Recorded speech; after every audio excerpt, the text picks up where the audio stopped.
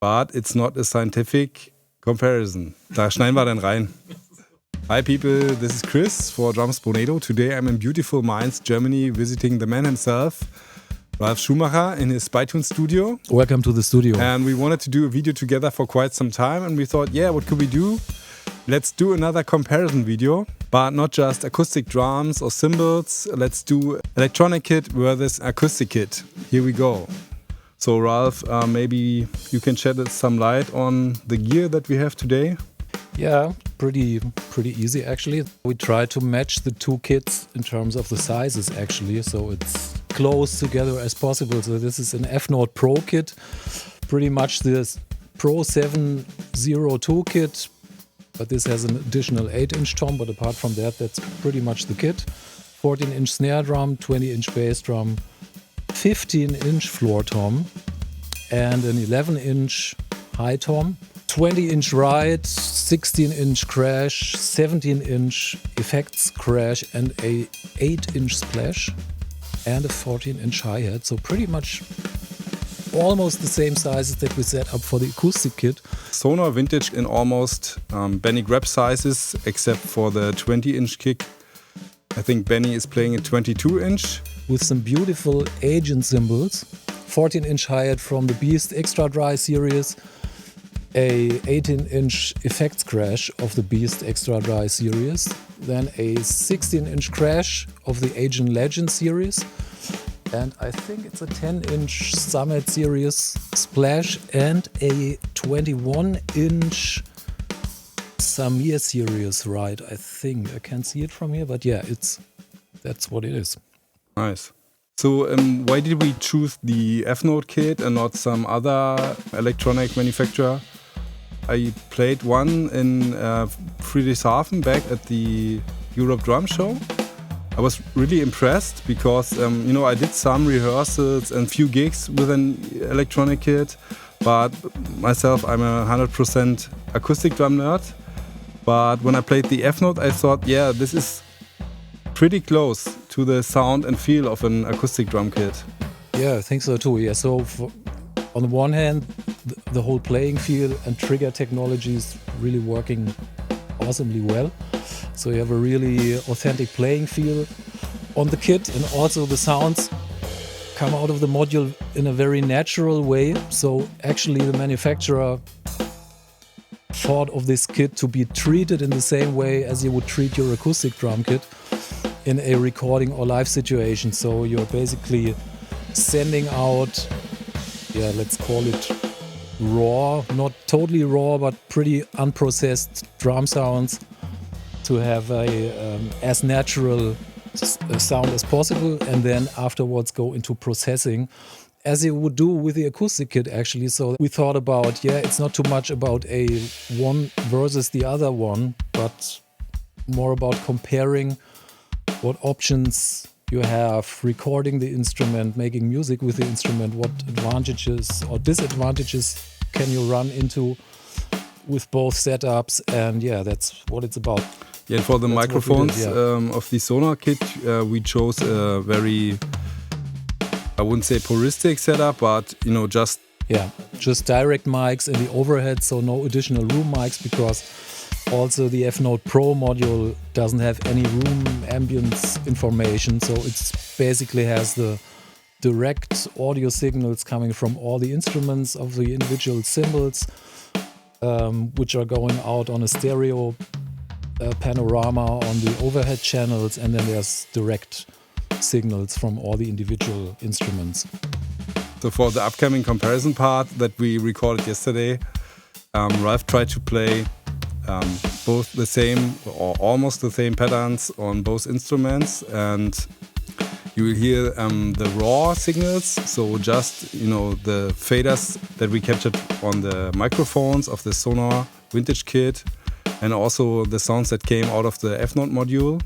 Yeah, maybe interesting to add that this is not a scientific A/B comparison thing, because that's practically impossible, because you have so many, we'll talk about that later, so many factors about an acoustic drum kit that play a role beyond the instrument itself. So we just try to match sounds and sizes of the kits as closely as possible, so you have a kind of a reference. And yeah, I think that's important to mention.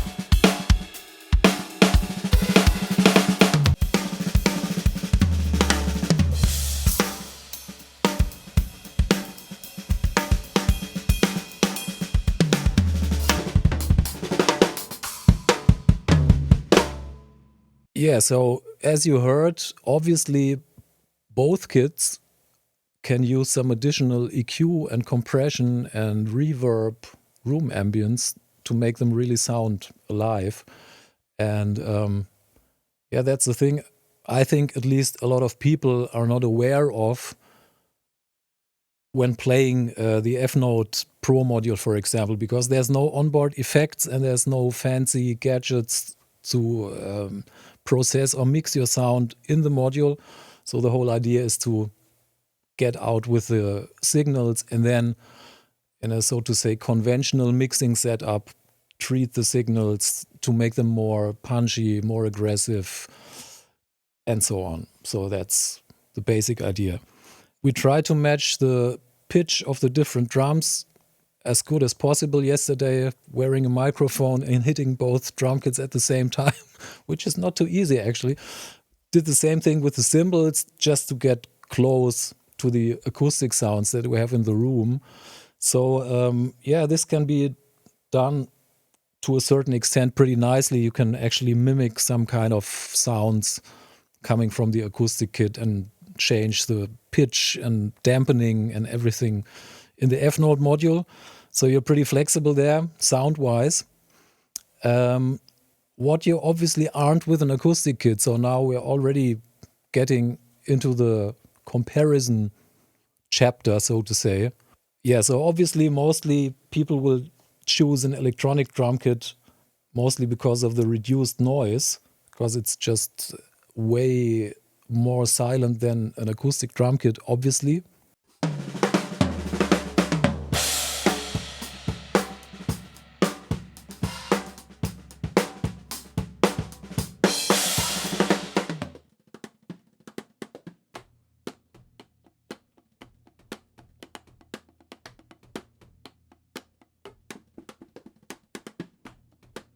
And in addition to that, you're way more flexible in terms of sounds because you can actually just switch over kits really quickly during a gig, during a rehearsal, whatever, and play with a completely different kit sound right away.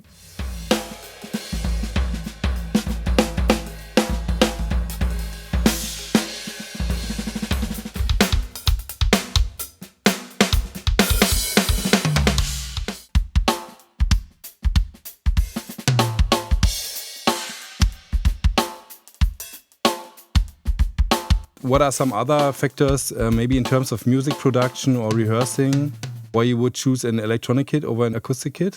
Yeah, really, in the end, it depends all on your time frame and on your facility and room options.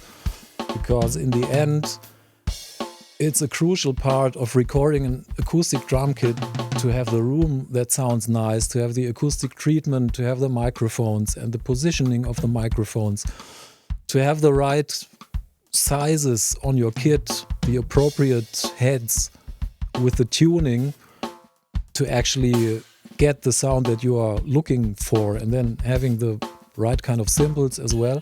So there's really lots of different factors that play a huge role in getting your final drum sound. Then comes the mixing and the mastering and everything afterwards. So in this setup, an electronic drum kit can be a huge help because you just cut out all of the complexity in a way. So you don't have to worry about the room, don't have to worry about the volume. You can do your drum tuning just by turning a knob or switching over to another snare drum if you like. So it's just a lot faster. And although there probably will always be a difference between listening to an acoustic kit and the sounds coming out of an electronic drums module, it can save you so much time and so much work in different situations. So I think the question actually in the end is not, do I want to use this or that? It's more the question, what is more appropriate in your individual situation? Because I use both all the time. So if you have the possibility to place your acoustic drums and maybe to rehearse or record and to gig with it, that's perfect. But on the other hand, if you don't, or if you have another space where you prefer using your electronic drums because you want to have it MIDified, maybe going out with audio signals or with MIDI to make use of even more external sound libraries, then electronic drum kit is really awesome because it's all about flexibility and quickness in workflow. Yeah, maybe we can do another video on this topic in the future, to how to record and mix the eDrum and also some sample libraries and stuff. I think for me what still stands out with the acoustic drum is that you are able to create a sound in the moment. And that's why I always, even when I play very low volume gigs, let's say in a pub or something, I usually would bring maybe a cajon-based drum set and use some brooms or brushes. Yeah, I can understand that. And there's really no replacement for this because actually brush playing is still a problem with electronic drums.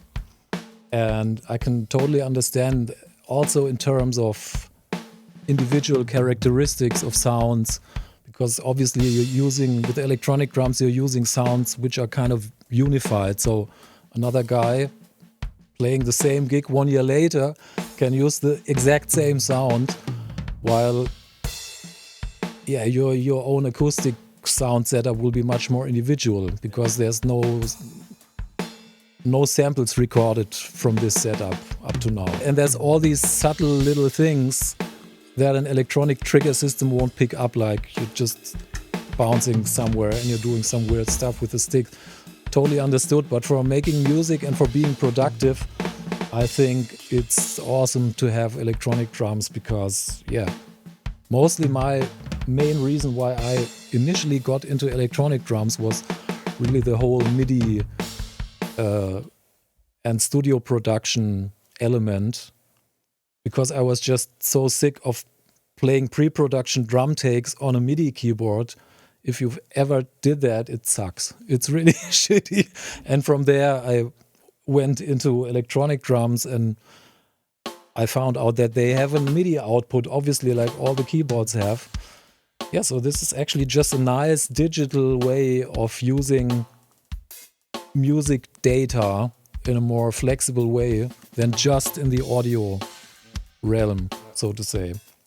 I mean, you can do it with an acoustic drum kit too, if you glue some triggers to your surfaces and then you'll have some MIDI data, but a trigger system and especially electronic cymbals will work much better in this direction with the MIDI data than any external triggers you can put somewhere on on an acoustic drum surface. Since you are demoing and playing so many different E-drums, do you recognize any change in your playing of the acoustic instrument? Actually, using electronic drums pretty frequently makes you pay more attention to playing specific trigger zones, so to say. So, for example, this electronic ride cymbal has the three trigger zones that represent the bell area and the bow and the edge, and then the choke. Eventually you can choke the cymbal to make it realistic. And playing at lower volumes with, let's say, clearer audio monitoring, wearing a headphone or whatever, and listening more to what you play on an electronic drum kit, at least in my case, made me pay more attention to, I'm actually hitting the bell correctly, so to say, so that it really triggers the right kind of sound. Because on an acoustic cymbal, for example, you can get away with doing something and thinking that you're doing something. For example, the differences between your bow and edge playing aren't that well executed, maybe, and not that audible, but because of the overall volume and the sound of the metal cymbal, maybe you won't even recognize that, oh man, I could work on this so that I have a clearer separation between my accents and my non-accents, and I'm playing this with a stick tip and this with a shank. I have to change my technique a bit. I have to adjust to make it more fluid. If you don't hit your trigger zones appropriately, you won't get the right kind of sound out of the trigger, because either the trigger says, oh yes, I'll trigger the bell, or he says, no, that's not a bell, I'm playing the bow. So yeah, you get the idea. So it's about paying more attention. Yeah, you have the possibility to monitor at lower volumes, so you can listen to what you're playing much easier, even if you're doing a rehearsal with a band. And yeah, so that makes it possible to pay more attention to what kind of articulations you're playing on the cymbals or on the drums. That's a good thing, I think. What would you recommend if somebody is starting out on the drums for the first time? Should he or she start on an electronic kit or on an acoustic drum kit? I had some students, I must say, in the past who played only on electronic drums at home. And when we had the lessons and they played on the acoustic kit, some of them had problems, to play the bass drum with the right punch, or some played the hi-hat way too loud. So yeah, actually that's an interesting thing, because I used to have that problem with some of my students too, years ago. It's been really quite some years ago. And that's actually one of the main reasons why a company like Efnote and most of the others do the same thing now, build their electronic drums with acoustic dimensions. It's not so much about visual, which is also nice because the side effect of that is that it looks like an acoustic drum kit, obviously. But the main reason is to mirror the playing feel and the dimensions of a real kit as closely as possible, because then switching over from acoustic to electronic back and forth won't be such a big problem as it is when you're just used to playing a very little beginner level electronic drum kit. So I would say if you have the possibility to start playing on an electronic drum kit of a certain level, you can do that without hesitation. But I agree with you that it's a lot harder to start playing the drums with, let's say, a cheap little beginner drum kit with a wobbly little bass drum pad, with a controller pedal instead of a physical hi-hat and all that stuff, and maybe not even a 3-zone ride cymbal. That might be much harder to switch over to an acoustic drum kit eventually, and you can really hear if people are practicing on these kind of kits. So yeah, it's difficult to say, because in other situations also these little kits can be nice and fun. So if you're already an advanced player like you are, you can still have fun with a little kit at home and just trigger the shit out of some Toontrack sound libraries or whatever and use it for production work and use it for some fun stuff. So it's really an individual question what kind of kit to use in what individual situation. I think there's no one fits all solution because of prices, because of room and facility, or I would say if your housing situation doesn't allow to play an acoustic drum set, and most starters won't buy the expensive kit right away, but maybe you should make sure that you have certain practice time on an acoustic kit. Okay, that's all we've got for today. Thanks for watching. And if you're interested in checking out these beautiful Sonor Vintage shells or the Benny Grab snare or even the Efnote Pro kit, you can check out the purchase links in the video description down below. And if you want to know more about these agent cymbals, you can check out Ralf's website, agentcymbals.de. And that's it for today. I hope to see you next time. Until then, bye.